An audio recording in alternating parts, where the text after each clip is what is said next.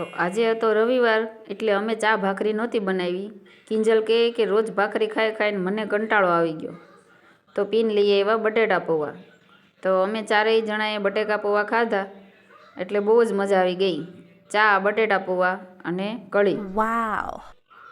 પછી અમે સવારનું કામ ફટાફટ પતાવ્યું અને બપોરનું જમી અને પછી બપોર પછી અમે નીકળી ગયા ખેતરે જવા, જ્યાં અમે પહેલી વાર જતા હતા. Oh my God. ખેતર અમારું નહોતું પણ અમે વાવવા રાખ્યું હતું. આહા. મને તો કાંઈ ખેતરમાં ખબર પડે નહીં, પણ પીન કહે કે હાલ તને હું ખેતર જોવા લઈ જાઉં.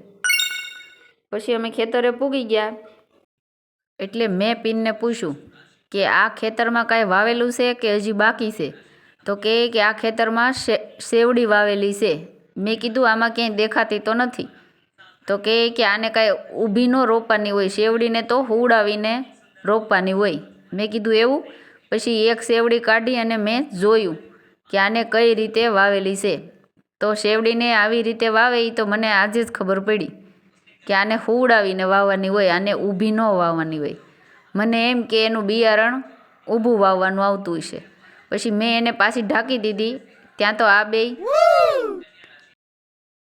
નકરા જ અલગ અલગ પોઝમાં ફોટા પાડી રહ્યા હતા. પછી એ લોકો ફોટા પાડી રહ્યા અને ઉર્જાબેન થોડાક આગળ ગયા એટલે એ પડી ગયા. એટલે કે પપ્પા મારા હાથમાં નકરા કાંટા ખૂતી ગયા છે, તમે મને જોઈ લો. તો એના પપ્પાએ એને કાંટા કાઢી દીધા. પછી હું પીનને પૂછતી હતી કે આ કેટલા વીઘાનું કહેવાય? તો કે આ 4.5 થી 5 વીઘાનું ખેતર છે જે આપણે વાવવા રાખેલું છે અને તારે અહીંયા કામ કરવાનું છે. Oh my God. પછી ત્યાંથી અમે નીકળી ગયા ઝંખવાવ. તો ઝંખવાવ ગયા એટલે ત્યાં મસ્ત મંદિર હતું. વાવ. અને મસ્ત વાતાવરણ પણ હતું. સાંજ પડી ગઈ એટલે આ છોકરાઓને રમવાની પણ બહુ જ મજા આવી ગઈ. ઉર્જાબેને તો લસરપટ્ટી ખાધી ને હિંચકા ખાધા અને એની પાછળ કિંજલબેન પણ મસ્તી કરતા હતા.